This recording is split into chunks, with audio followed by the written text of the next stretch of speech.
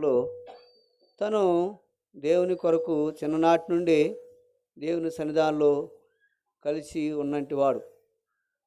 ఇలాగనే ఒక సమయమున నరసాయపాలెంలో భగత్ సింగ్ గారు వచ్చాడు. భగత్ సింగ్ గారు వచ్చి అక్కడ మందిరం ప్రతిష్ఠ చేయబోతున్నాడు. మన ప్రాంతానికి భగత్ సింగ్ గారు రావాలంటే చాలా కష్టతరం. వాళ్ళు నరసాయపాలెపోళ్ళు భగత్ సింగ్ గారు పిలిపించుకుంటే ఈ విధంగా ఆ, మాస్టారు నేను కలిసి అన్నాడు, మన ఇద్దరం భగత్ సింగ్ గారు వచ్చాడు, ఆ మీటింగ్కి వెళ్దాం అహరోన్ అన్నాడు. సరే వెళ్దాం పదయ్య అన్నాం. అప్పుడు మాకేం బళ్ళు లేవు, ఆయనకి ఏం బళ్ళు లేవు. వెళతా ఉండలేకే పర్చూరు వెళ్ళాము. పర్చూరు వెళ్ళి నర్సాపాలెం వెళ్ళటానికి బాపట్ల బస్సు ఉన్నది. ఆ బస్ స్టాండింగ్ దగ్గర దిగి ఇద్దరం మేము నడిచి వెళుతున్న సమయంలో ఎవరో ఒక బ్రదర్ వచ్చి, అయ్యా మీరు ఎక్కడా మీరు సేవకు సమర్పించుకున్నారు, సేవ చేస్తున్నారు అని అడిగాడు ఇద్దరిని. అడగటంతో నా కళ్ళు చూసి నవ్వాడు. నవ్వి ఏంటి నవ్వుతున్నావయ్యా అంటే చెప్పు అన్నా. నవ్వి ముందుకు సాగిపోయాం. ఆ యొక్క మీటింగ్ చూసుకున్నాం. భగత్ సింగ్ గారు వచ్చాడు. ఓ ప్రజలు ఏళ్ళ కొలది ఇచ్చారు. భగత్ సింగ్ గారిని కూడా మేము చూడలేకపోయాం. అలాగూ నాతో స్నేహం కలిగి ఆయనతో నేను దేవుని సన్నిధానంలో చిన్ననాటి నుండి స్నేహంతో నేను కలిసి ఉన్నా. కనుకనే ఎలాగూ రాబడుతూ ఉన్నప్పుడు తబలాలు వామిస్తూ ఉంటాడు. తబలాలు భలే చక్కగా వామిస్తాడు. పాటకు భలే చక్కగా ఈ విధంగా వామిస్తూ ఈ విధంగా నేను కూడా ఆయన పక్కన కూర్చున్నప్పుడు, అహరోను నువ్వు కూడా తబలాలు వామించు అన్నాడు. మరి నాకు రాదు కదా అన్న. కూర్చో పక్కన చూచి నేను ఎలా వామిస్తానో అలాగ చూచి వామించు అన్నాడు. అలాగనే మేమిద్దరం ఖాళీగా ఉన్నప్పుడు మందిరంలోకి వస్తాం. ఇక్కడే మందిరం. ఈ మందిరంలో కూర్చున్నప్పుడు నేను ముందుగా ఒక పావు గంట అరగంట వచ్చినప్పుడు నా దగ్గర కూర్చోబెట్టి ఎట్లా చెప్పు, ఇట్లా వామి అని నాకు నేర్పించాడు తబలాలు వామియటం. తను తర్వాత కొన్ని దినాలు ఈ విధంగా తబలాలు నన్ను వాయించమన్నాడు, వామించాను. అలాగనే మా స్నేహం ఎంతో దేవునిలో అంత ఉన్నతమైంది. ప్రియమైన వాళ్ళరా,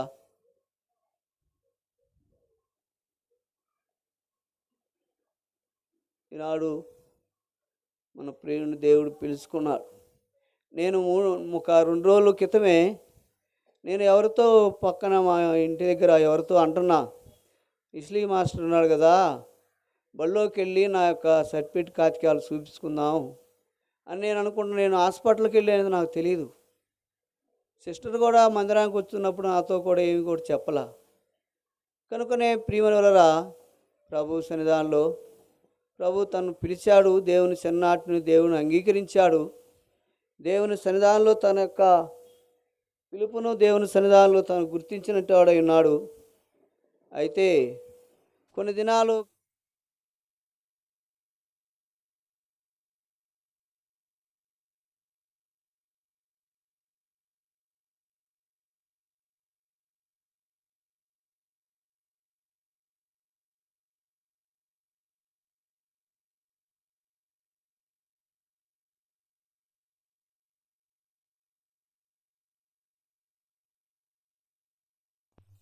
మొట్టమొదటి నుండి దేవుని భయభక్తులు కలిగినట్టు వాడు. మరి తన మనసును దేవునిలో అలాగ ఉంచుకొని కొనసాగుతున్నాడో అది దేవునికి తెలుసు, తనకు తెలుసు. అంటే దేవుని సన్నిధానికి రావటం లేదు అనేది ఒక భావన మనకి కనబడుతుంది కనుకనే అది దేవునికి తెలుసు. కనుకనే ప్రియమైన ఆ సమయాల్లో కూడా సిస్టర్ చెబుతూ ఉంటుంది, బ్రదర్ ప్రార్థన చేయండి, బ్రదర్ కొరకు ప్రార్థన చేయండి. సరే ఏదన్నా ఒక 1 తారీఖు 31వ తారీఖు రాత్రి అన్నా రమ్మనమ్మంట. నేను చెబుతున్నాను బ్రదర్ రావటం లేదు, నేను చెప్తున్నాను అని అంటూ ఉంది. సరే ఏం చేద్దాం, ప్రార్థన చేద్దాం అని అంటూ ఉండ. కనుకనే ప్రియమైన వలరా మన ప్రియుడు ఈ విధంగా ప్రభువుని చిన్ననాటి నుండే తెలుసుకొని భయభక్తులు కలిగినట్టు వాడు. అలాగనే యొక్క కుటుంబంలో నేను కూడా చాలా కొన్ని సంవత్సరాలు ఇక్కడ షెడ్ ఉంటే ఆ షెడ్లో మందిరం యొక్క పరిచర్య చేస్తూ మందిరంలోనే అక్కడ షెడ్లోనే పడుకుంటూ ఉండేవాడిని. నన్ను కూడా ఒక టీచర్ గారు నన్ను వాళ్ళ పిల్లలుగా ఒక కుమారుడుగా నన్ను చూసుకున్నారు. వాళ్ళు నన్ను కూడా వాళ్ళతో పాటు అలాగనే నిలిపేవారు. అలాంటి ప్రేమ అనురాగాలతో మా యొక్క బంధం కలిగి ఉన్నాం. అయితే ప్రభు ఈనాడు మన ప్రియుడిని పిలిచాడు. కానీ మనం దీని గురించి దానిను ఒక దినాన ప్రభు సన్నిధానంలో కలుసుకున్నామంటే నిరీక్షణ ఈనాడు మనలో కలిగి ఉండాలని పరిశుద్ధ గ్రంథం బైబిల్ సెలవిస్తుంది కదా. అలాగనే మనం దేవుని సన్నిధానంలో ఈ యొక్క కుటుంబం కొరకు, మన ప్రియురాలు మన సహోదరి కొరకు, మనం సంఘంగా దేవుని సన్నిధానంలో తన ఆదరణ కొరకు మనం ఇలాగూ ప్రార్థనా సమయాన్ని కలిగి ఉందాం. దేవుడి సమయంలో, దేవుడి సన్నిధిలో ఇలాంటి శ్రేష్టకరమైన సమయం దేవుడు మనకు అనుగ్రహించాడు. కనుకనే దేవుని సన్నిధానంలో దేవునికి ఈ యొక్క మహిమ కలిగినట్లు, ఈ యొక్క భూస్థాపన ద్వారా దేవుని ఘనత కలిగినట్లు మనం దేవుని సన్నిధానంలో కలిగి ఉందాం. ఈ సమయంలో మన ప్రియుడు దేవుని వాక్యాన్ని కొన్ని నిమిషాలు దేవుని వాక్యాన్ని వినిపిస్తాడు.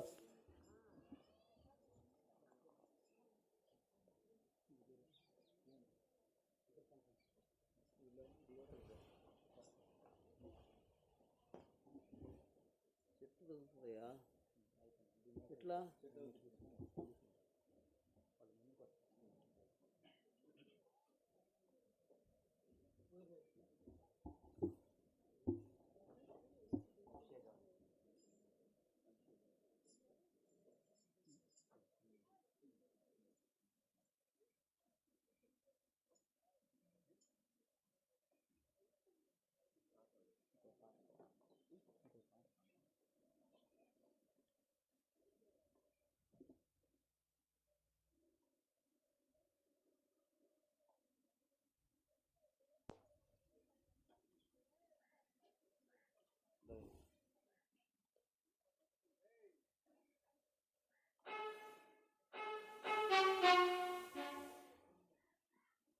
పెదబాట్ల పుస్తకంలో 411 735 411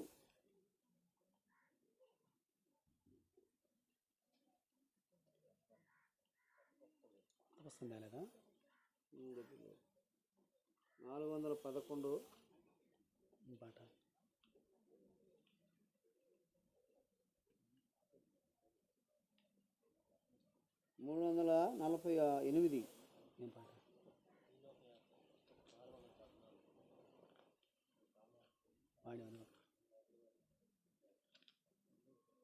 ఈ లోకయాత్రలు ఈ లోకయాత్రలు ఇప్పుడు ఫస్ట్ పడింది పాడలేదు. ఈ లోకయాత్రలో నేను సాగుచుండా ఇంకా పాడాం. లోకమును విడిచి వెళ్ళవలెనుగా, లోకమును విడిచి వెళ్ళవలెనుగా. 411 735 లోకమును విడచి వెళ్ళవలెనుగా, లోకమును విడచి వెళ్ళవలెనుగా, సర్వమిచ్చటనే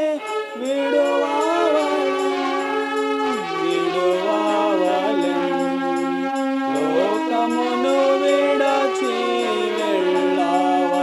వెళ్ళవలెనుగా, లోకమును విడచి వెళ్ళవలెనుగా, యాత్రికులం ఈ దుష్టలోకములో పాడు లోకములో మనకేది లేదు.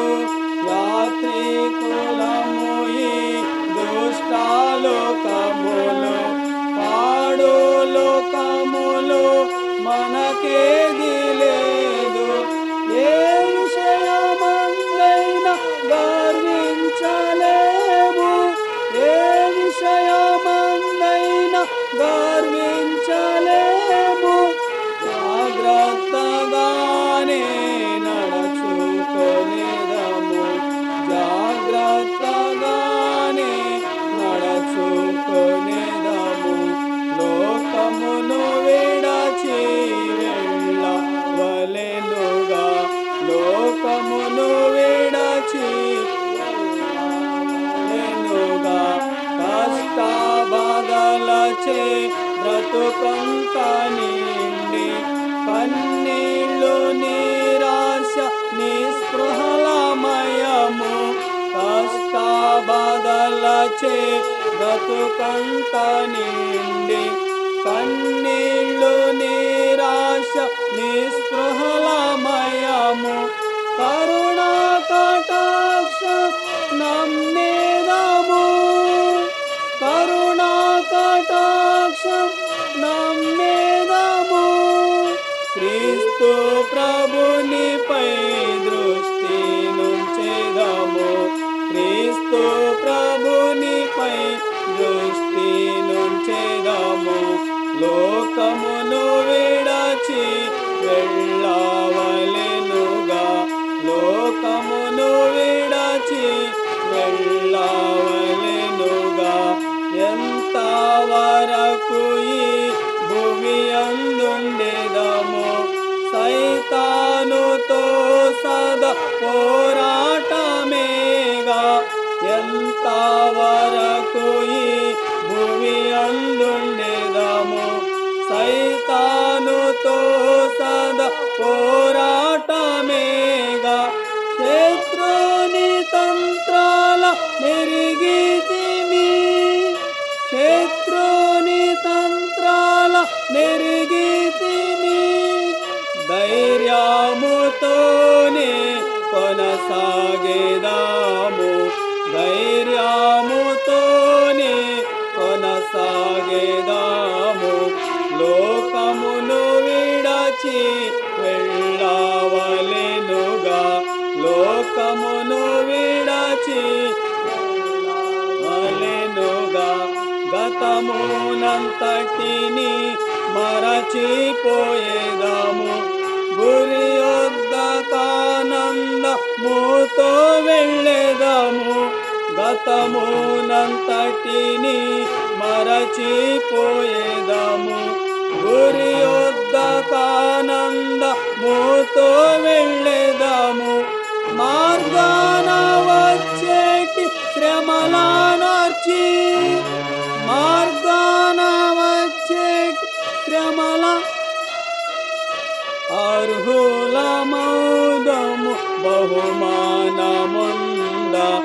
అర్హులౌదము బహుమానముంద లోకమును విడచి వెళ్ళవలెనుగా లోకమును విడచి వలెనుగా మన ఈర్ష కపట ద్వేషాలు విడచి నిజ ప్రేమతోనే జీవించేదాము మన ఈర్ష కపట ద్వేషాలు విడచి నిజ ప్రేమతోనే జీవించేదాము నిష్కలంకులమై శుద్ధులమై శుద్ధు పరిపూర్ణతను చేపట్టుదాము పరిపూర్ణతను చేపట్టుదాము లోకమును విడచి వెళ్ళవలెనుగా లోకమును విడచి జీవము గల ప్రభు రక్షించే మనలా విమోచించిను తన జీవమొసగే జీవము గల ప్రభు రక్షించే మనలా విమోచించిను తన మొసగే కొనిపోవ క్రీస్తు త్వరగా వచ్చు త్వరగా వచ్చు అందుచే మనము సిద్ధపడేదాము అందుచే మనము సిద్ధపడేదాము లోకమును విడచి వెళ్ళవలెను విడచి ఆత్మీయ నేత్రాలతో చూచేదాము ఎంత అద్భుతము సౌందర్య నగరం ఆత్మీయ నేత్రాలతో చూచేదాము ఎంత అద్భుతము సౌందర్య నగరం ప్రభు చెంతకు వెళ్ళేదాము ప్రభు చెంతకు వెళ్ళే విజయోత్సవముతో ప్రవేశించేదాము విజయోత్సవముతో ప్రవేశించేదాము లోకమును విడచి వెళ్ళవలెనుగా లోకమును విడచి వెళ్ళవలెనుగా సర్వమిచ్చటనే విడువవలెన్ లోకమును విడచి వెళ్ళవలెనుగా లోకమును విడచి వెళ్ళవలెనుగా.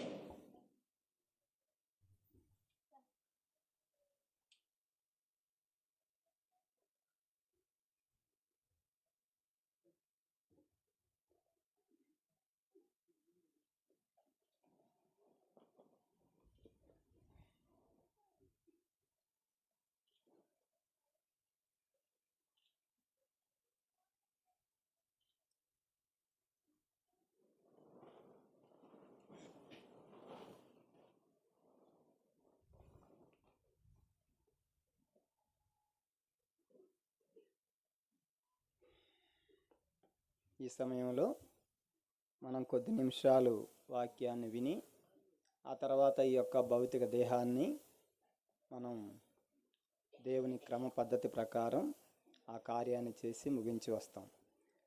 సరే, కీర్తన గ్రంథం రండి, 89వ అధ్యాయం 48వ వచనం అందరం కలిసి చదువుదాం. కీర్తన 89:48. మరణము చూడక బ్రతుకు నరుడెవడు, పాతాళము యొక్క వశము కాకుండా తన్ను తాను తప్పించుకొనగలవాడు ఎవడు. ఆ తర్వాత ఇంకొక వచనాన్ని కూడా చదువుదాం. ప్రకటన 14వ అధ్యాయం 13వ వచనం.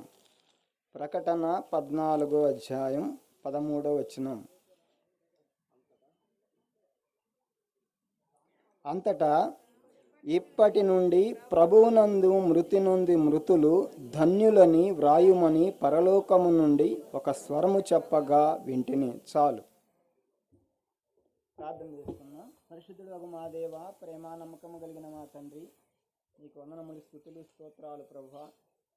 అయా వెస్లీ యొక్క భౌతిక దేహం ముందు ప్రభువా మేము నీ సన్నిధిలో కూడి ప్రభువా కొద్ది నిమిషాలు అయా నీ వాక్యాన్ని ధ్యానించుకోవటానికి మీరు సహాయం చేయండి.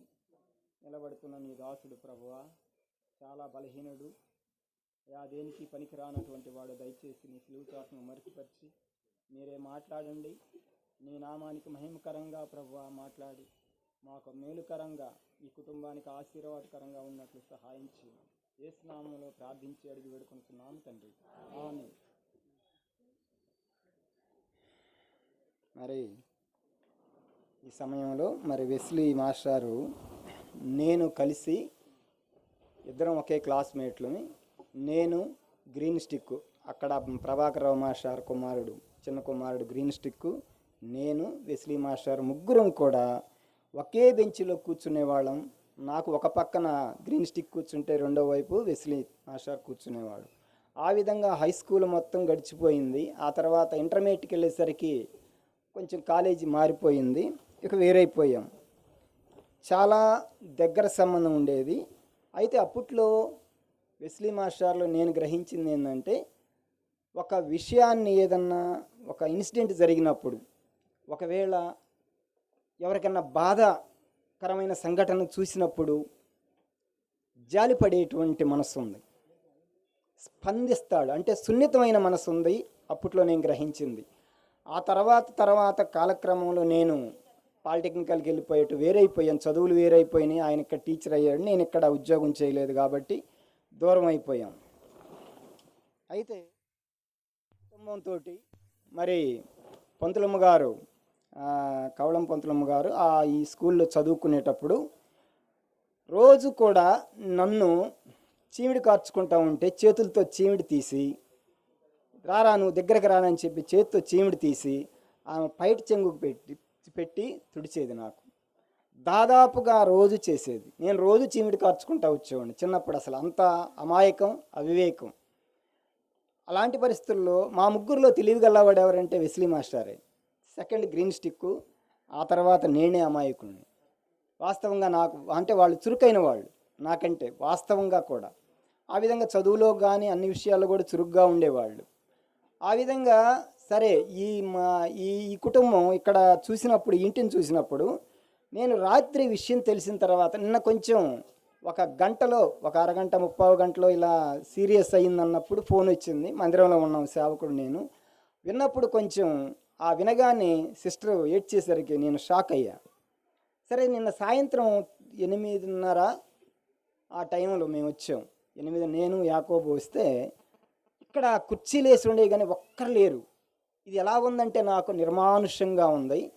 సరే ఎవరినైనా అడుగుదామని ఈ చుట్టుపక్కల చూస్తే ఒక్క మనిషి కూడా కనపడలా. నాకు వైరాగ్యం ఏర్పడింది అప్పుడు. ఓహో, మానవ జీవితం ఇంతే కదా. ఒకప్పుడు ఇక్కడ మందిరం, పక్కనే ఇల్లు ఎలా ఉండిద్దంటే ఇది అసలు ఇంట్లో జనాభా ఎక్కువ, ఇళ్ళు పిల్లలు ఎక్కువ, చాలా సందడిగా, చాలా కోలాహలంగా, అసలు కుటుంబం చాలా కట్టుబాటుగా, మర్యాదగా, క్రమంగా పెంచారు వాళ్ళని.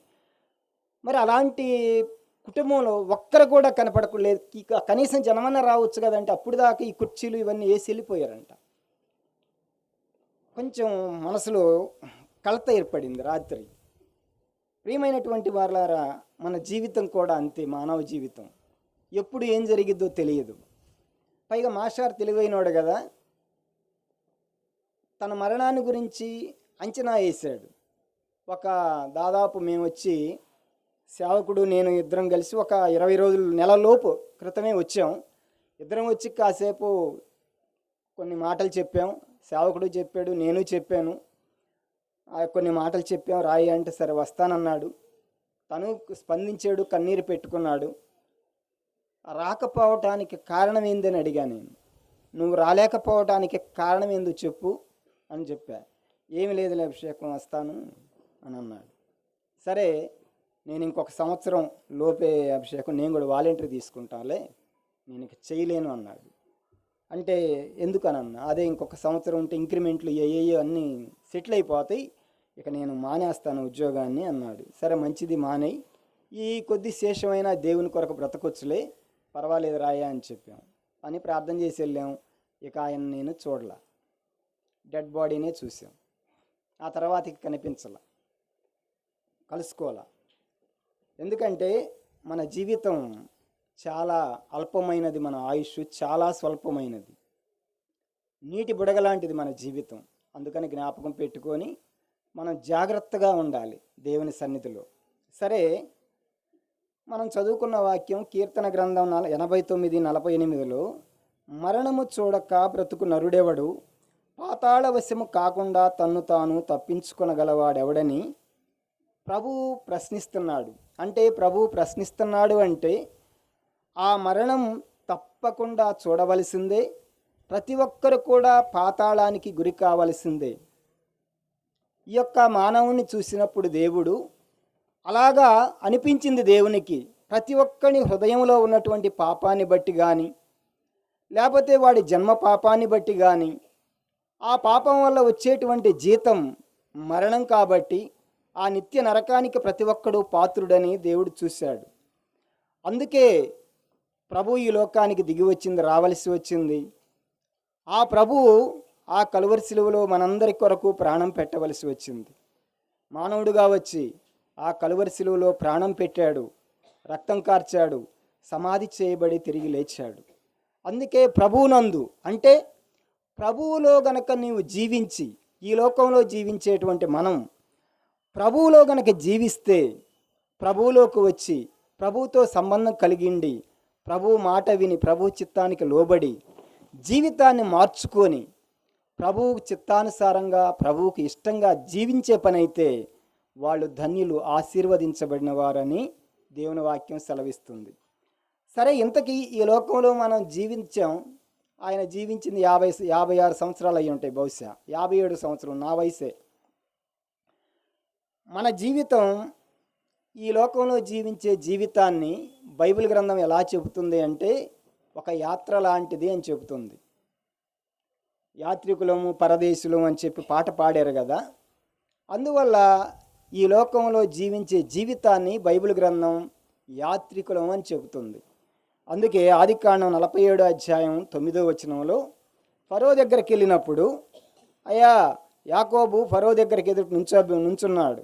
వెళ్ళినప్పుడు, నీ వయసు అంతా, నువ్వు ఎంతకాలం జీవించేవయ్యా అని అంటే, నా వయసు నేను జీవించింది 130 సంవత్సరాలే, కానీ నేను 130 సంవత్సరాలు జీవించాను అనకుండా, అయ్యా నేను యాత్ర చేసిన సంవత్సరాలు 130, కానీ నీ జీవించిన సంవత్సరాలు కొంచెంగా ఉన్నాయ్యా, అవి దుఃఖసహితంగా ఉన్నాయని చెప్తాడు. అంటే ఈ లోకంలో మనం జీవితాన్ని ఒక యాత్రతో పోల్చాడు దేవుడు, ఒక ప్రయాణం అనుకోవచ్చు. అంటే ఈ జీవితం ఇక్కడ తాత్కాలికం. ఈ శారీరకమైనటువంటి జీవితం, ఈ భౌతికమైన జీవితం, ఈ బంధాలు, భార్యాభర్త, తల్లిదండ్రులు, పిల్లలు, అన్నదమ్ములు, అక్కచెల్లెలు, స్నేహితులు, ఈ బంధాలు ఇవన్నీ కూడా బస్సులో ప్రయాణం చేసేటప్పుడు ఎంతసేపు ఉండిద్ది స్నేహం? ఆ బస్సులో సీట్లో కూర్చున్నంతసేపే, సీటు దిగిపోగానే ఎవరి దారిని వారు వెళ్ళిపోతారు.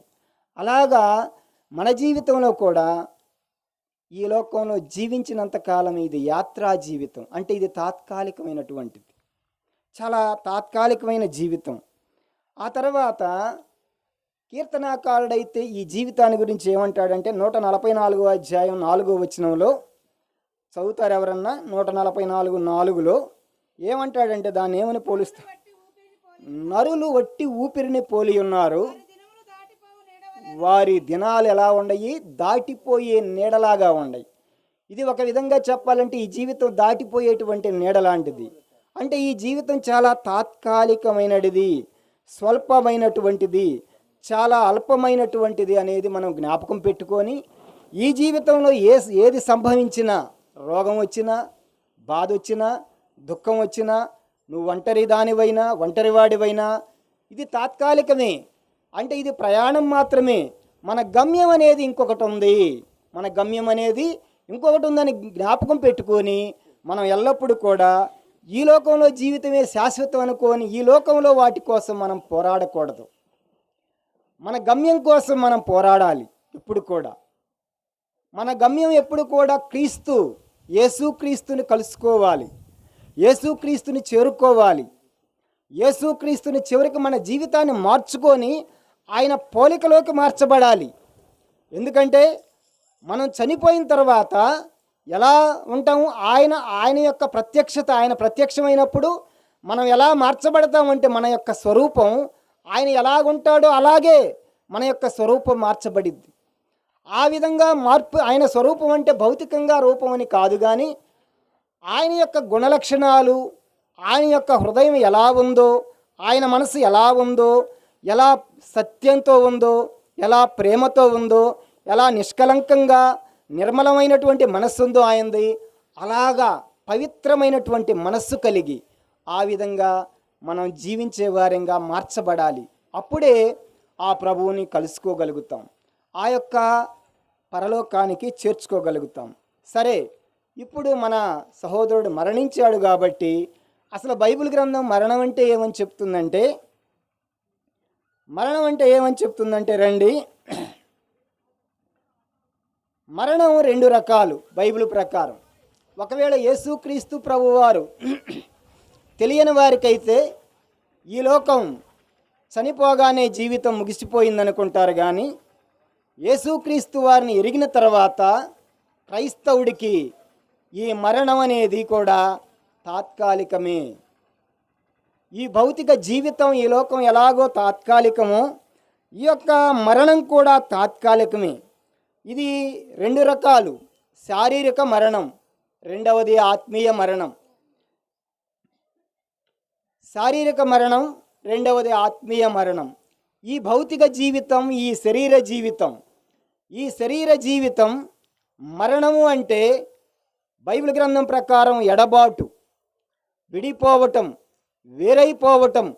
ఇంకొక కోణంలో చెప్పబడింది మరణం అంటే ఒక నిద్ర అని కూడా చెప్పబడింది బైబిల్ గ్రంథంలో.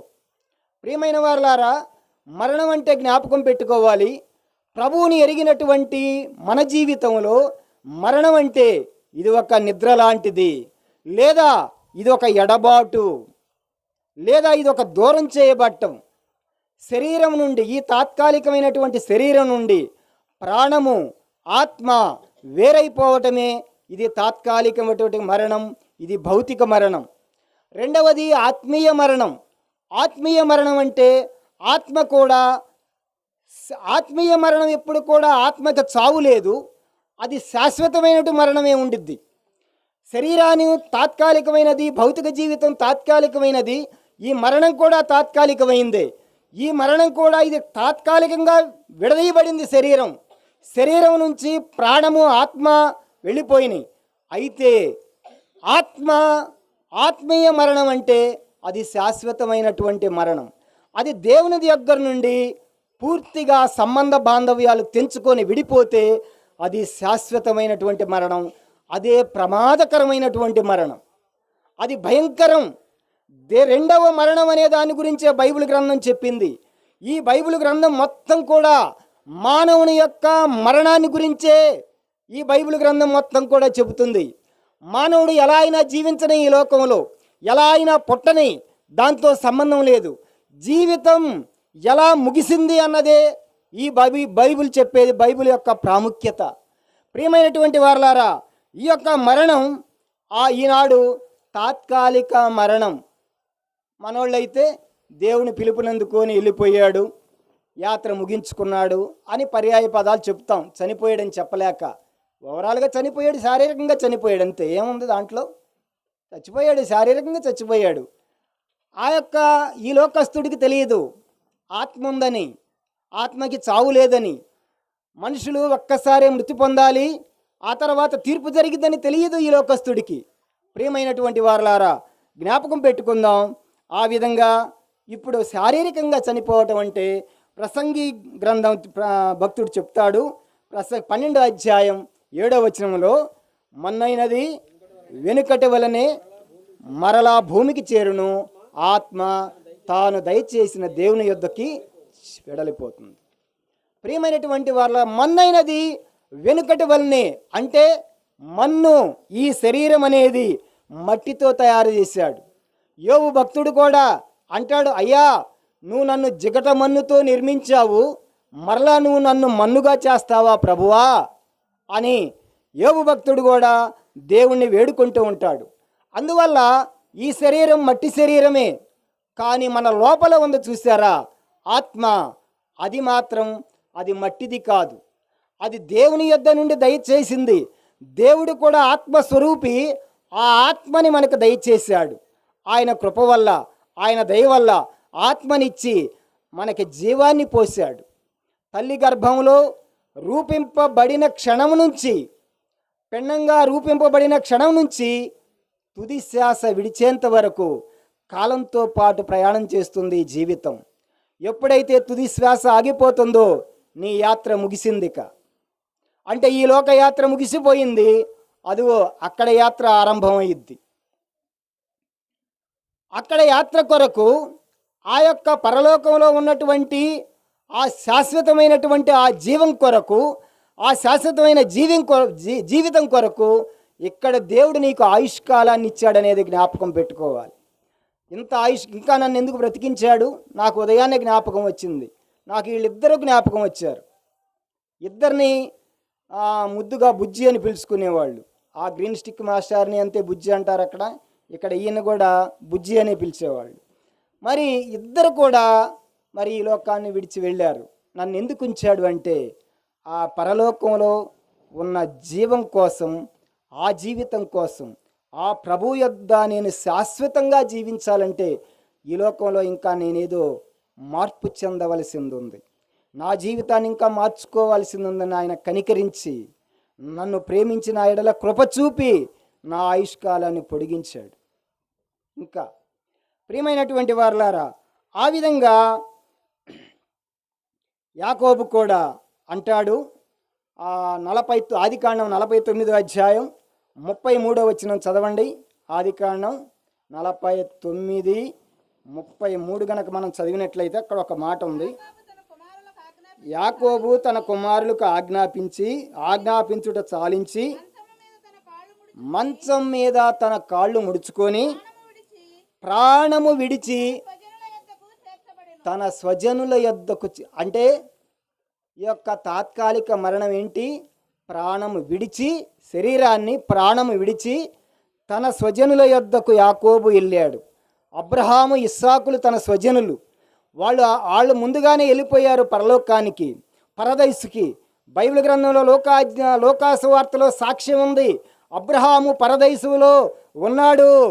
అదిగో దరిద్రుడైన బేద లాజరు ఆ రోగిష్ఠోడు అబ్రహాము రొమ్మున ఆనుకొని నెమ్మదిగా, ప్రశాంతంగా, హాయిగా, సంతోషంగా పరదైసులో ఉన్నాడు. అదే ధనవంతుడు, తన ఇష్టానుసారంగా జీవించినటువంటి ధనవంతుడు అదిగో విడిచిపెట్టబడ్డాడు. ఆ పరదైసులో ఆ రెండవ మరణాన్ని పొందుతూ అక్కడ ప్రార్థన చేస్తూ ఉన్నాడు. అయ్యా అయ్యా అని. ప్రియమైనటువంటి వారలారా, మీరు గనక ఆ రెండవ మరణంలో ప్రవేశపెట్టబడిన తర్వాత ఇదిగో ఈ శరీరాన్ని విడిచిన వెంటనే మరుక్షణమే నీ ఆత్మ పరలోకంలోకి చేర్చబడకుండా, దేవుని యొద్దకు చేర్చబడకుండా దేవుడు విడిచిపెడితే నీ ఆత్మని, తన కృపని కనుక నువ్వు కాళ్ళదన్నుకొని దూరం చేసుకుంటే నీ జీవితం ఎట్టి పరిస్థితుల్లో కనికరించబడదు. ఇక క్షమాపణే లేదు. యేసు ప్రభు సిలువ వేయబడింది ఒక్కసారే, మోషే బండను కొట్టింది ఒక్కసారే, బండని రెండోసారి కొడితే మోషేకి కూడా క్షమాపణ లేదు. యేసు ప్రభువును మరలా నువ్వు సిలువ వేస్తే నీకు క్షమాపణ దొరకదు. తెలిసి గనక నువ్వు తప్పు చేశావో ఒక్కసారి నువ్వు పాప క్షమాపణ పొంది యేసు ప్రభువుని గురించి తెలుసుకొని రుచి చూసి ఆ అనుభవం పొందిన తర్వాత కూడా నువ్వు ఇంకా నిర్లక్ష్యంగా, అజాగ్రత్తగా ఉంటే ఆ రెండవ మరణంలో ప్రవేశపెట్టబడతావు.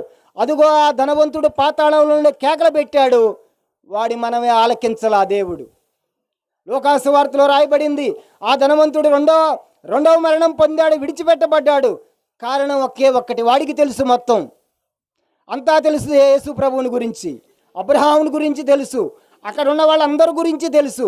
కానీ ఒక్కటి తెలియదు వాడికి లోబట్టం, తగ్గించుకోవటం తెలియదు. వాడి ఇష్టాన్ని కొంచెం మార్చుకోవటానికి, దేవుని ఇష్టానికి లోబట్టం తెలియలా వాడికి. ప్రియమైనటువంటి వారలారా, బైబిల్ గ్రంథం మొత్తం తెలిసి ఉండొచ్చు, నీకు వాక్యం మొత్తం పఠించుండొచ్చు, కానీ దేవుడు దాన్ని ఒప్పుకోడు.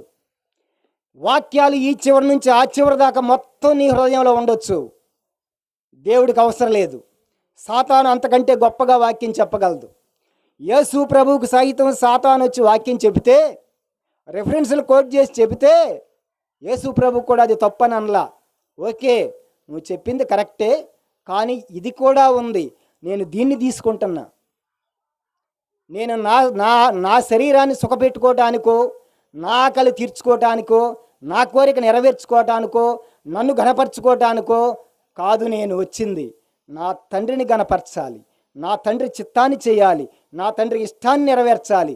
ఈ లోకంలో నేను ఈ రాయిని రొట్టెగా మార్చుకొని తినే కంటే కూడా నేను ఆకలితో ఉండటమే మేలు నా దేవునికి.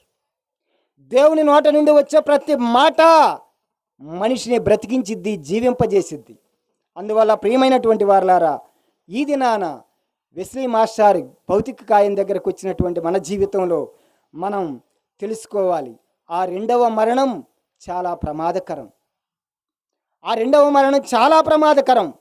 అక్కడ ఇక విముక్తి లేనటువంటి మరణం అది. ఇది తాత్కాలిక మరణమే, దీని గురించి చింత లేదు.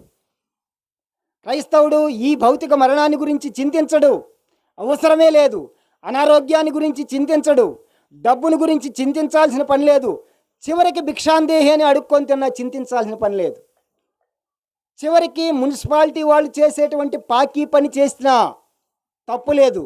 నీ జీవితం నా జీవితం యథార్థతే కావలసింది, పరిశుద్ధతే కావాల్సింది, పవిత్రతే కావాల్సింది దేవునికి. అంతేగాని ఏదీ కాదు. ఎవరు ఆయనకి ఇష్టలో తెలుసా? దీనుడై ఎవడు తగ్గించుకుంటాడో వాడే ఇష్టడు. దేవుని సన్నిధిలో బైబిల్ మొత్తం గొప్పగా చెప్పొచ్చు, కానీ నీలో తగ్గింపు లేకపోతే నువ్వు అంగీకరించబడవు. చిన్న విషయం చెబుతున్నా, నీలో ఉన్నటువంటి కోపం నిన్ను దేవుని దగ్గరికి చేరకుండా చేసిద్ది. కోపం ఏం పెద్ద పాపంగా తీసుకోం మనం. కోపాన్ని పాపంగా అది జనరల్, అది సహజం అండి అందరికి అనుకుంటాం. కాదు, అది సహజ లక్షణం అయితే కావచ్చు, అది స్వాభావికంగా జన్మతో వచ్చిందైతే కావచ్చు. నా కోపం చాలా ఎక్కువ. నా బిడ్డలు నా గురించి సాక్ష్యం ఇచ్చారు, నీ కోపం 0 అయిపోయింది నాన్న అని. ఒకప్పుడు 100% ఉన్న నా కోపం, నీ కోపం 0 అయ్యింది నాన్న అని నా బిడ్డలే నా గురించి సాక్ష్యం. ఇప్పుడు నన్ను మీరు గనక కొట్టినా తిట్టినా నాలో కోపం రాదు. అంతే, వాడికి తెలియక కొట్టాడు అంతే. తెలిస్తే కొట్టవుగా నువ్వు. ప్రియమైనటువంటి వారులారా, మన జీవితంలో చిన్న పొరపాటు కూడా మనం తెలుసుకోవాలి. ఎప్పుడు తెలుసుకుంటాం? ఎప్పుడు మన జీవితంలో దేవుని యొద్దకు వచ్చి తెలుసుకోగలమో చెప్పమంటారా? మనం తగ్గించుకొని ప్రభువుని చేరుకుంటే, ఈ లోకంలో ఉండగానే యేసు ప్రభు చెంతకొస్తే నీవు ఆ 2వ మరణాన్ని తప్పించుకుంటాం. ఈ లోకంలో ఉన్నంతకాలం కూడా శ్రేష్టమైన జీవితాన్ని అనుభవిస్తావు. నీ హృదయంలో సమాధానం, నెమ్మది, సంతోషం ఇవన్నీ ఉంటాయి. చూడండి, మనం గనక మన జీవితాన్ని దేవుడు చూసినప్పుడు రోమాపత్రికలో ప్రభు అంటాడు, ఏ భేదము లేదు, అందరూ పాపము చేసి దేవుడు అనుగ్రహించే మహిమను పొందలేకపోతున్నారంటాడు. భౌతిక పరంగా ప్రతి ఒక్కళ్ళు మరణిస్తాం, కానీ ఆత్మీయంగా మరణించకూడదని దేవుడి కోరిక. కానీ ఆత్మీయంగా దేవుడు మనల్ని చూసినప్పుడు దేవుడు ఏం చూస్తాడంటే, ఈ భౌతికమైనటువంటి తెల్ల బట్టలను, లేకపోతే నేను చక్కగా వినయ విధేయతలతో మీ ముందు నుంచున్న విషయాన్నో, లేకపోతే దీన్ని చూడండి, మీ ముందు వినయంగా ఉండొచ్చు, నేను పవిత్రంగా మాట్లాడవచ్చు. నా హృదయంతరంగాన్ని దేవుడు చూస్తాడు. ఆ హృదయంతరంగాన్ని దేవుడు చూసినప్పుడు ఎఫెసీ పత్రిక 2వ అధ్యాయం 1వ వచనాన్ని చదవండి. ఎఫెసీ పత్రిక 2 1వ వచనం. మీ అపరాధముల చేతను మీ పాపముల చేతను మీరు చచ్చిన వారై ఉండగా ఆయన మిమ్మును క్రీస్తుతో కూడా బ్రతికించాడు. అంటే మీ అపరాధముల చేత పాపముల చేత మనమందరం చచ్చిన వారమే. అంటే ఆత్మీయంగా చూసినప్పుడు, మన హృదయాంతరంగాన్ని దేవుడు చూసినప్పుడు, ఏదో ఒక పాపాన్ని బట్టి, ఏదో ఒక అపరాధాన్ని బట్టి మనం సచ్చిన స్థితిలోనే ఉండాం. అంటే మనం దేనికి పాత్రలం? ఆ నిత్య నరకానికి, అగ్నిగుండానికి పాత్రలంగా ఉన్నాం, శిక్షకు పాత్రలంగా ఉన్నాం. ఈ మరణానికి అందరూ పాత్రులే. దీని గురించి కాదు. యేసు ప్రభు సిలువ వేయబడింది ఈ భౌతిక మరణాన్ని గురించి కాదు, ఈ భౌతిక ఆశీర్వాదాల కోసం కాదు, పరసంబంధమైనటువంటి శాశ్వతమైనటువంటి ఆత్మీయ మరణాన్ని గురించి. ఆ నిత్య మరణం, దాన్ని ఆ శాశ్వతమైనటువంటి ఆ మరణం భయంకరమైనటువంటి అగ్నిగుండం, అది వేదనకరమైన స్థలం. కేకలు, అయ్యో యాతన, అరుపులు, దాహం, దప్పిక, అగ్ని ఆరదు, పురుగు చావదు. ఆ భయంకరమైనటువంటి ఆ మరణంలో మనమందరం కనపడుతున్నాం యేసు ప్రభువుకి. అయ్యా వింటున్నారా? అమ్మలారా వింటున్నారా? ఆ భయంకరమైనటువంటి యాతనకరమైనటువంటి ఆ యొక్క అగ్ని ఆరకుండా పురుగు చావకుండా ఉన్నటువంటి మరణంలో కనపడుతున్నాం మనమంతా. ఇదిగో, అందులోకి వెళ్ళిన వాడికి విముక్తి లేదు, బయటికి రావటానికే లేదు. అందువల్లనే నేడు అనే సమయం ఉండగానే నా భార్య ఎప్పుడు ఒక ప్రార్థన చేసేది, ప్రభువా మేము ఎప్పుడు నిన్నటి వారమే అనేది. ఎందుకు ఈ మాట చేస్తుందనేది నాకు తెలియలా. నా భార్య నాకు ఒక మాదిరిని చూపించి వెళ్ళిపోయింది, జీవితంలో తగ్గింపుని. ఒక్కటి చెప్పింది, నీ కోపాన్ని మానుకో అంది. దేవుడే తీసేసాడు నా కోపాన్ని. తను పోవటం నా కోపం కూడా వెళ్ళిపోయింది. ప్రియమైన వారలారా, ఎప్పుడైనా కోపంగా ఉన్నవాడు ముఖాన్ని కనుక మీరు కనుక పరిశీలనగా చూడండి, మీ ఇంట్లో ఎవరైనా కోప్పడేటప్పుడు ఆ ముఖ కవళికల్లో సాతాను యొక్క ఆలోచనలు, సాతాను యొక్క తలంపులు, దాని కోరికలు ఉంటాయి. ఎప్పుడైనా బాగా గమనించండి, ఆ ముఖ వచ్చేస్తున్న చూడండి. చూచినప్పుడు ఆ ముఖంలో సాతాను యొక్క అంటే ఒక్కొక్క ముఖం చూసినప్పుడు తన తలంపు ఆలోచన అర్థమైంది, కొన్ని అర్థం అవుతాయి కదా. అలాగా చూసారంటే సాతాను యొక్క తలంపు ఆలోచన అర్థమైద్ది. దేన్ని బట్టి? చిన్న చిన్న వాటికి, చీటికి మాటికి కోపపడటం, చికాకు పడటం, సహించుకోలేకపోవటం, వీటిని ఎక్కడన్నా పాపం జరుగుతుంటే కోపపడటం అది కరెక్టు, అవినీతి కొరకు కోపపడటం కరెక్టే. కానీ ఆ కోపం ఎలా ఉండాలి? ఆ వ్యక్తిని సరిదిద్దేదిగా, దేవుని యొద్దకు తీసుకొచ్చేదిగా ఉండాలి ఆ కోపం. ఆ కోపాన్ని బట్టి వాడి జీవితం నాశనం అయ్యేదిగా ఉండకూడదు. ప్రియమైన వారలారా, దాన్ని సహించుకుంటాడు దేవుడు. కానీ అకారణంగా నువ్వు కోపపడుతుంటాడు. ఒకడు కదిలిస్తే కోపమే. వాడి ముఖ కవళికలు చూడండి, వాడి లోపల జోలుబడి చేస్తుంది. హృదయంలో ఉన్నది సాతానుడు. అది గుర్తుపెట్టుకోండి. ప్రియమైన వారలారా, ఆ విధంగా మన జీవితంలో ఆ రెండవ మరణాన్ని మనం తప్పించుకోవటానికి ఆ దేవుడు మనకి అవకాశం ఇచ్చాడు. అందుకే నేడు అనే సమయం ఉండగానే మన ప్రభు దగ్గరికి రండి. ఇదిగో ఆయన యొద్దకు వస్తే మన నిజస్థితి తెలిసిద్ది. ఉదాహరణకి నేను మంచి తెలివిగలవాడిని అనుకుంటున్నాను. మంచి తెలివిగలవాడిని అనుకుంటే తెలివిగలవాడి దగ్గరికి, ఈ లోకంలో కల్లా తెలివిగలవాడి దగ్గరికి వెళ్తే అప్పుడు తెలిసింది మన తెలివేందో. మన దేశం బాగా అభివృద్ధి చెందింది అనుకున్నాం. గొప్ప అమెరికా దగ్గరికి వెళ్ళితే కానీ మన దేశం అభివృద్ధి ఎంతో మనకు తెలియదు. అలాగే మన నిజస్థితి తెలియాలంటే ప్రభువు పరిశుద్ధుడు. నువ్వు పరిశుద్ధుడి దగ్గరకు వస్తే కానీ నీ నిజస్థితి ఏందో నీకు అర్థం కాదు. ఇదిగో ఈ వాక్యం దగ్గరకు వస్తే కానీ నీ నిజస్థితి ఏందో నీకు తెలియదు. ఈ వాక్యం ఏందో తెలుసా? అద్దం లాంటిది. మనం అద్దం చూసుకున్నప్పుడు మన ముఖం ఏందో తెలిసిపోయిద్ది. అందంగా ఉందో, అందవిహీనంగా ఉందో, ఏమేం మచ్చలు డాగులు ఉండయో మన ముఖం అద్దాన్ని చూసినప్పుడే తెలిసిద్ది. అందుకే దేవుడు ఈ వాక్యాన్ని ఇచ్చింది. ఈ వాక్యం అద్దం లాంటిది. ఈ వాక్యాన్ని నీటితో కూడా పోల్చబడింది. ఈ వాక్యం నీటిలో ఇది శుభ్రం కూడా చేసిద్ది. ఈ పాత నిబంధనలో ధర్మశాస్త్రం నీలో ఉన్న పాపాన్ని బట్టబయలు చేసిద్ది అద్దంలాగా. దాన్ని చూసినప్పుడు కొత్త నిబంధనలో ప్రయాసపడి భారం మోయిస్తున్న సమస్త జనులారా నా యొద్దకు రండి, నేను మీకు విశ్రాంతి కలుగజేస్తానని చెప్పి దాని కింద ఇంకొక మాట అంటారు, నా యొద్దకు వచ్చి నా కాడి ఎత్తుకోండి, నా కాడి సులువు తేలికన్నాడు. ఏంది ఆ కాడి? అదే ఆయన కృప. ఆయన కృప కిందకు వస్తే ఆ అద్దం, ఈ వాక్యం ఆయన కృప. ఆయన కృప కిందకు వస్తే నూతన నిబంధనలో యేసుక్రీస్తు ప్రభువారు కృపాసత్య సంపూర్ణుడిగా ఈ లోకానికి వాక్యమయ్యున్న ఆయనే శరీరధారిగా ఈ లోకానికి వచ్చాడు. అదిగో ఆ కలువరి శిలువలో మన కొరకు మరణించాడు. మనం అనుభవించవలసిన ఆ నిత్య శిక్ష, ఆ నిత్య మరణాన్ని ఆ కలువరి శిలువలో పొందాడు. ఆ కలువరి శిలువలో మరణిస్తూ వచ్చాడు. మత్తయి సువార్త 11:29 అధ్యాయం చాలా విలువైంది. ఆ నూతన నిబంధనలో ఈ వాక్యం నీటితో పోల్చబడింది. ఆ నీటితో నువ్వు శుభ్రం చేసుకోవచ్చు. ఈ వాక్యం నువ్వు ఎంతగా తగ్గించుకుంటావో, నువ్వు ఎంతగా లోబడతావో దేవునికి, నీ జీవితం మొత్తం కూడా యేసు ప్రభు చేసింది ఒక్కటే. యేసు ప్రభు తన్ను తాను తగ్గించుకొని రిక్తుడయ్యాడు. దేవాతి దేవుడు, సృష్టికర్త, ఈ సమస్తాన్ని నోటి మాటతో కలుగు చేసిన ఆయన మన రూపంలోకి మార్చబడి ఒక సాధారణమైనటువంటి కుటుంబంలో, ఒక పేద కుటుంబంలో జన్మించాడండి. అసలు నేను ఒక్క మాట చెబుతాను, మనలో పేదరికాన్ని కోరుకునే వాళ్ళు ఎంతమంది? ఎవరం కోరుకోం. చెప్పే నేను కూడా కోరుకోలేము. కానీ యేసయ్య పేదరికాన్ని కోరుకున్నాడు. అది తగ్గింపు అంటే ఎందుకో తెలుసా? మనం ఆత్మీయంగా పేదవాళ్ళం కాకూడదని.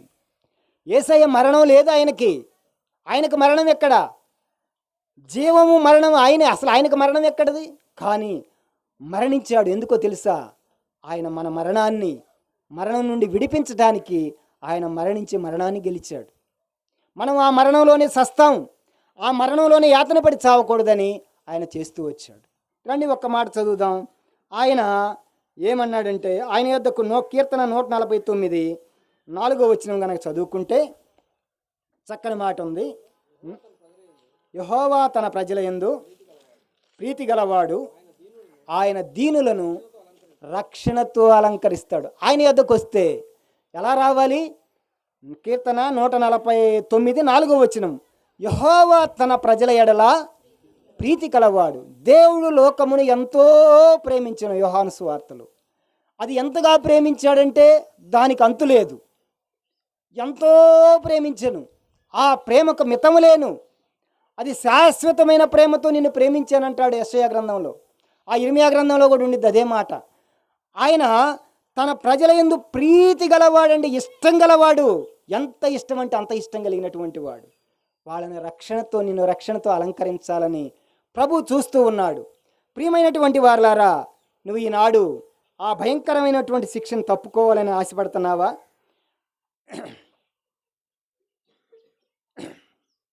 నీవు గనక ఆ భయంకరమైనటువంటి మరణాన్ని తప్పుకోవాలని ఆశపడుతున్నావా? ఇంకా ఈ లోకంలో ఏదో సుఖం ఉందని, సంతోషం ఉందని, ఇంకా ఈ లోకాన్ని అనుభవించాలనుకుంటున్నావా? కానీ ఇది తాత్కాలికం, నిన్ను విడిచిపెట్టి వెళ్ళిపోయింది. నిన్ను ఈ లోకంలో ఏదైతే ఆనందింపజేసిద్దో నీ జీవితం చివరిలో అది వెక్కిరించిద్ది, నిన్ను ఎగతాళి చేసిద్ది. గుర్తుపెట్టుకోండి. నా జీవిత అనుభవం ద్వారా చెబుతున్నాను. మీ జీవితంలో ఈ లోకంలో దేన్ని బట్టి అయితే మీరు అతిశయిస్తారో, దేని క్రీస్తుకు వేరుగా, యేసు ప్రభువుకు విరోధంగా దేనిలోనైతే మీరు ఆనందించి సంతోషిస్తారో దాని విషయమై మీరు దుఃఖపడతారు. దేని విషయమై అతిశయిస్తారో దాని విషయమై మీరు వెగతాళి చేయబడతారు. కానీ క్రీస్తునందున్న వారికి ఏ శిక్షా విధి లేదు. క్రీస్తునందున్న వారికి ఆయన యొద్ద కృప దొరుకుతుంది, ఆయన యొద్ద సంపూర్ణ విమోచన దొరుకుతుంది. అదిగో ఈ లోకంలో బతికుండగానే ఆయన దగ్గరకు వచ్చాడు ఒకడు. అయ్యా అయ్యా యేసయ్య ఆ కలువరి శిలువలో ఆ కుడివైపున ఉన్నాడు ఒకడు, ఎడమ వైపున ఉన్నాడు. కుడివైపున ఉన్నటువంటి దొంగ అన్నాడు, బ్రతికుండగానే ఇంకా కాసేపట్లో చచ్చిపోతారు ఇద్దరు. యేసు ప్రభు చచ్చిపోతాడు, వాళ్ళిద్దరు కూడా చనిపోతారు. యేసు ప్రభు చనిపోవటానికి మరణ పంచునున్నాడు. అప్పటికి ఇంకా తుది శ్వాస విడవటానికి సిద్ధంగా ఉన్నాడు యేసు ప్రభు. అలాంటి దాన్ని గమనించాడు. అప్పుడు అన్నాడు, అయ్యా నన్ను ఒక్కసారి జ్ఞాపకం చేసుకోమన్నాడు. జ్ఞాపకం చేసుకున్నాడు. అయ్యా నీవు మరలా తిరిగి వచ్చేటప్పుడు నీ రాజ్యంలో నన్ను జ్ఞాపకం చేసుకోమంటే నేడు నువ్వు నాతో పరదైసులో ఉండు రమ్మన్నాడు. ఆ నిత్య నరకం తప్పించుకున్నాడు. ప్రియమైన వారలారా, ఈ దినాన ఆ నిత్య నరకం తప్పించుకోవాలంటే ప్రభు చెంతకరా. నీ యొక్క హృదయ స్థితి తెలిసిద్ది. దీనుడివై తగ్గించుకోనరా. ప్రభువా నేను పాపిని, నన్ను క్షమించు అని గనక నీవు హృదయపూర్తిగా ప్రభు దగ్గర అడిగితే ప్రభు క్షమించడానికి సిద్ధమైన మనసు గలవాడు. ఆయన నీతి గలవాడు, ఆయన కృపగలవాడు, దయగలవాడు. ఆయన వద్దకు వచ్చేవాడిని ఎవరిని త్రోసివేయడు. అందువల్ల నీకు క్షమాపణ దొరుకుతుంది, సంపూర్ణ విమోచన దొరుకుతుంది, విడుదల దొరుకుతుంది, గొప్ప రక్షణతో అలంకరించబడతావు. అదిగో ఈయన ఆ చివరి క్షణంలోనైనా ఆ మంటలు కొరివి, అగ్నిలో నుంచి తీయబడిన కొరివిలాగా తప్పించుకున్నట్టుగా నేను రాత్రి వాక్యం చదువుకున్నా వచ్చా. అవన్నీ రెఫరెన్స్లు చెప్పడానికి సమయం కాదు. ఆయన గురించి నేను చాలా బాధపడి చదువుకున్నా. ఆ కొరివిలో నుంచి తప్పించబడతాడని దేవుడు వాక్యం ద్వారా నాకు సమాధానం ఇచ్చాడు. అందుకే నేను చాలా సమాధానపడ్డాను, సంతోషపడ్డాను. ఆ విధంగా ఎలాగైతే వెస్లీ మాస్టర్ తప్పించుకున్నాడో ఆ రెండవ మరణం అలాగా మనం కూడా తప్పించుకుంటాం. ఆ విధంగా ఎవరైతే ఇంకా రక్షణ పొందలేదో, ఎవరైతే ఇంకా దేవుని అంగీకరించలేదో ప్రభువుగా అంగీకరించాలని ఈ సందర్భంగా ప్రేమతో మనవి చేస్తున్నాం. దేవుడు ఈ వాక్యాన్ని దీవించునుగాక.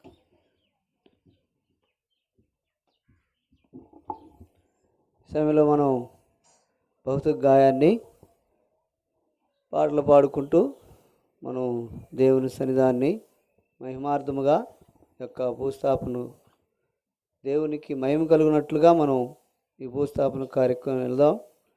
కనుకనే ప్రతి విషయంలో దేవునికి మహిమ రావాలా. ఎందుకంటే ఆనాడు పౌలు అంటున్నాడు, నా బ్రతుకు మూలమైనా సరే, నా సావు మూలమైనా సరే నా దేవుని ఘనపరచదు. అంటే ఘనపరచాలా. మన ఈ యొక్క భూస్థాపన కార్యక్రమం పాటలు పాడుకుంటూ మనం వెళతాం. దేవుని సన్నిధాన్ని కలిగి ఉందాం, ప్రార్థన చేసుకుందాం.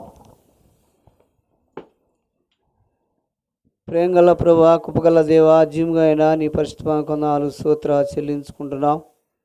ఇంతవరకు ప్రభా నీ దాసుడు చెప్పబడిన మాటలను నీవే ముద్రించి దగ్గరగా దూరంగా ఇన్నటి వారు ప్రభా నీ సన్నిధానంలో ఈ యొక్క ఎస్లీ మాస్టర్ గారి యొక్క మరణ భూస్థాపన ద్వారా బయలుపరచబడిన మాటలను నువ్వే ముద్రించి నువ్వే ప్రభా తండ్రి దానిని ఫలింప చేయవలసిందిగా నీ కృపను కోరుకుంటున్నాం. ఈ సమయంలో పాటలు పాడుకుంటూ దేవా తండ్రి యొక్క భౌతిక గాయాన్ని ప్రభా నీ సన్నిధిలో ప్రభా తండ్రి నీకు మహిమ కలుగునట్లుగా అన్ని విషయంలో నీ కృపను కోరుకుంటున్నాం. నువ్వే సహాయం చేయమని సమస్తాన్ని నీ గాయపడ్డ హస్తాలకు అప్పచెప్పుకుంటూ నీకే మహిమ ఘనత ఆరోపించుకుంటూ సమస్తంలో నువ్వే తోడుగా ఉండమని దేవ అక్కడ ప్రభా తండ్రి భూస్థాపన కార్యక్రమంలో కూడా నీ దాసుని కూడా ప్రభా వాడుకొని తగిన మాటలను ప్రభా బయలుపరచబడినట్లు నీ కృప అనుగ్రహించమని నీకే వందనాలు స్తోత్రాలు చెల్లించుకుంటూ నా ప్రభు నా రక్షకుడు ప్రభువైన యేసు క్రీస్తు నామములో ప్రార్థించి స్తుతించి వేడుకుంటున్నాము తండ్రి. మన తండ్రి అయిన దేవుని ప్రేమ, మన ప్రభువైన యేసు క్రీస్తు కృప ఇప్పుడును ఎల్లప్పుడూ సదాకాలమును తోడైనను గాక. అందరికీ ప్రైజ్ లార్డ్.